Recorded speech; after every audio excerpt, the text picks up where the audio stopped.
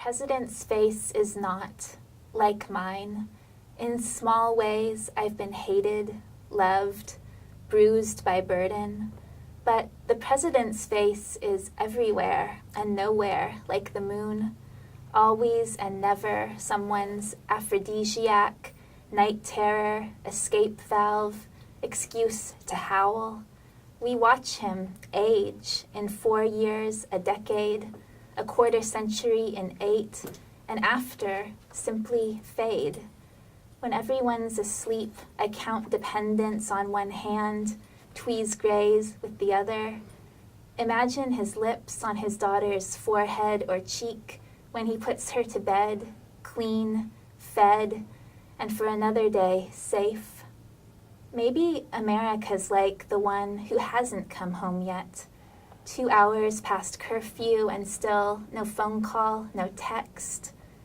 Every house tents its own weather. In his, it is always November. Elsewhere, the lightning-bugged lawns of June, under a half-mast haiku moon. The cherry blossoms either an almost divine kind of shade, or pulp beneath the millipede feet of the crowd machine. He watches our lever fists insist on ignition.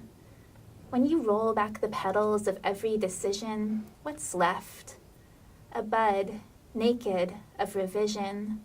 Its inaugural gasp, a lifetime, then its last. He's not mentioned by name, but to me, it seems as though this poem may have been written during Barack Obama's presidency, maybe about him. But now we have a new president who is pretty much the opposite of Barack Obama in almost every way. Do you think the change in the presidency affects how your audience understands the poem or how you understand the poem as the author? I think it does, for sure. And it wasn't intended to be just about Obama. I did have in mind kind of the series of presidents of my lifetime, George W. Bush and Bill Clinton and their daughters. And even though I wasn't a fan of George W. Bush, I did see the presidency weigh on him and age him during his 8 years in office, and I think change him. Now I don't see that kind of experience with Donald Trump. I don't see him feeling this great responsibility of being the leader of the free world. This poem was first published on the internet in the Adroit Journal about 2 weeks before the 2016 election. And when I shared it, I said, this poem is about to become obsolete because of the pronoun he. We're going to have our first female president. For my daughters, they would primarily think of the president as a she. And then unfortunately, as you said, it became kind of obsolete for different reasons in terms of, for the first time, we have a president who doesn't seem to be emotionally invested and connected with the office the way our past presidents have been. 2 nights in room 19, and there's an epigraph from Doris Lessing's short story To Room 19. She dreamed of having a room or a place anywhere where she could go and sit by herself, no one knowing where she was. Twin queens tucked neat as presents. The milk in my breasts hardens like evidence. How many heroines have died of such a room? But there's no gas noosing its slow lasso, no arsenic burlesquing feather-light negligees, only snow mothed to plate glass, a breast pump's hydraulic rasp. When my daughter drinks, she retreats so deep beneath the luminosity of her skin. I am custodian of every crease and pore, fine-toothed comb of toes, each nicknamed bone. Milk defrosts in a distant kitchen. She accepts a bottle as evidence. A physicality to this disconnect, like the gloaming after sex. Her father softening against my thigh, smooth and gelatinous as some shy creature haunting a deep-sea crevasse. I thought of that when they slapped her brined, boneless body to my chest. The first time I took a boy in my mouth, I didn't know what to do with all that living gratitude. Since then, my body has learned how to give thanks, a lesson it can never forget. Still, I flesh the milk like evidence. I'm very interested in this poem in the way it discusses the demands of motherhood. That topic always takes me back to Plath. And I noticed the line, "No gas noosing its slow lasso." Mm-hmm. And I was wondering if you thought of Plath in that line. She's one of the kind of literary heroines who, well, I mean, literally committed suicide, but then also in her work, suicide is a major topic. And then there seems to be a lot of short stories of that kind of same time period of these women just so overwhelmed with the demands of motherhood and being a good wife, and then they try to escape it, and it usually doesn't go well for them. I kind of wanted to imagine a space where a mother can have that, and have that escape, and then not have it become a death sentence. I like how you return to the word evidence in the poem. For the infant, the breast milk is evidence of, and the bottle is evidence of the mother, and for the mother, it's evidence of the child and motherly obligation. There seems to be a resentment of wifely obligation too, in addition to the motherly obligation. I didn't really think about it being a resentment of like the wifely obligations exactly. It was more thinking of it as just even if I'm away from my child, I'm never really free of the kind of feeling of needing to be there, missing them.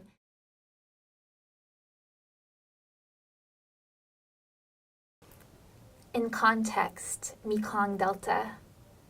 Somewhere, in a place entirely unlike this one, the crown of the Mekong fissures Earth's tallest granite, thrust skyward by the collision of continents that might as well be gods in a myth we made, so we could nod, say, "Ah, this is how this came to be." The Mekong does not know it is destined to lose itself in the South China Sea, does not know it is a river. For now, it is only a melting out of silence, a shifting from static into motion.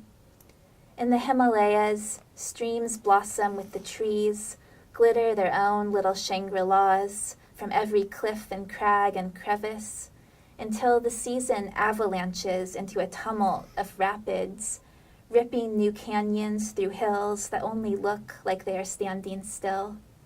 Land of a million elephants, land of smiles, kingdoms, pagodas, wars working their way through the salt mines of unwon mines.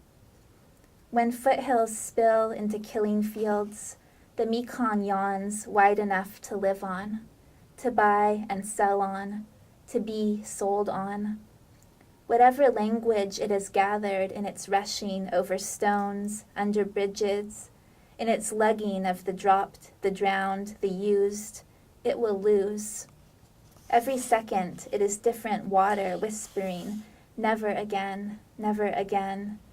If we could ride it like a many-headed serpent as it splays into the sea, for a while it would remain its own current.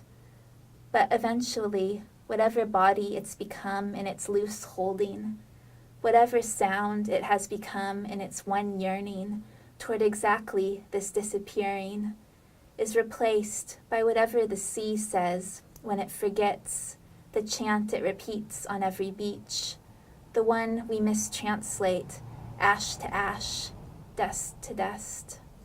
I thought this poem was interesting because it pulls together tourism and the political history of the Mekong Delta along with the greater geological history. How do you see these two histories that are both simultaneously filled with beauty and violence working with or against each other? When we were living in Vietnam in the apartment we were renting, we were subleasing it, and there was a book about one person's journey from the birth of the Mekong Delta all the way down through the various countries it passes through. And I started thinking about the countries that it goes through and how this river means so much and has meant so much historically. And in Vietnam in particular, there's actually people who literally live on it their whole lives, these floating markets and floating cities. And yeah, now Vietnam, I can't necessarily speak for all the other countries,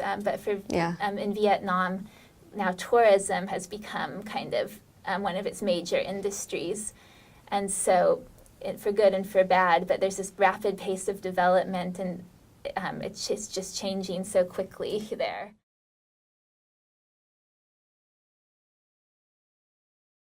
At the War Remnants Museum, formerly the Museum of American War Crimes, unknown soldier. Ask for my connection. I'll admit it's tenuous. Something about a certain silence in a room, meaning gone, long gone. An uncle who died young before I was born. Of course he was beautiful. Cocky grin, laughter caught in his lashes. Black and white, Air Force pilot, Vietnam. I know he fell, but not how far. But I am here, in the same land from which he vanished, and here, in the city where he was cruel, or crazed, or lost. I've grown into a woman who is killed only by looking away at the wrong moment, who says atone and sacrifices nothing but her sleep. Once I rubbed his name onto white paper from a wall that held my gaze, gave it to my father, who tucked it wordlessly away. My father, who never knew war, who draft dodged long enough to learn the ways his body would betray him. In high school, a friend once told me he thought I'd die young because he couldn't picture me adult. Sometimes I feel myself pale into the past beside him, my face on the mantle, aching youth from my nowhere. Dead or alive, we grow away from the faces we flare. Ask the city for a stranger. Ask the stranger for the right. This room full of pictures of what boys like him did asks and asks, do you think you are kind just because you give away your hands? In this poem, the speaker seems unsure about how to feel about her uncle who passed away during the Vietnam War, possibly with blood on his hands. She also expresses doubt that she's suffered enough for what she's done in her own life, and there's some intimation there of maybe like a car accident or some other kind of accident where maybe someone has passed away. How do you think blurring the lines of culpability and atonement produce more or less emotional ambivalence for the speaker? I was emotionally ambivalent in terms of writing about Vietnam, as I'm not a veteran and I'm not Vietnamese. In this poem, I was trying to explore, why am I drawn to this? Why do I want to write about it? Do I have the right to write about it? I tried to maintain that I was an outsider, and in this entire book, I think I kind of keep saying again and again, I'm an outsider, and I'm not trying to claim these experiences that others are better equipped to tell. Thinking about my uncle, who I never met, I don't know what he did there. I know there's this museum that I write about. It's in the middle of Saigon, and when I went in 2003 to Vietnam, it was called the Museum of American War Crimes. So I found that interesting when I went back in 2015. That it was now the War Remnants Museum, but it still has the same exhibits inside, and it does show just so many disturbing photographs and a history of Vietnam, the Vietnam War. We don't often get as Americans. We focus very much on the experiences of American soldiers and the fear and the craziness of that war, but we don't hear as much about the war crimes that were committed. And so it's kind of can be easy to blame soldiers. I would never do that. So think if my uncle did that, I would never do that. But then obviously we don't know what it's like to be in that kind of situation. And so I wanted to say, that look, I haven't had to experience that. I haven't had to make that kind of sacrifice in my life. And I don't know what I would do if I was there, if I had been there.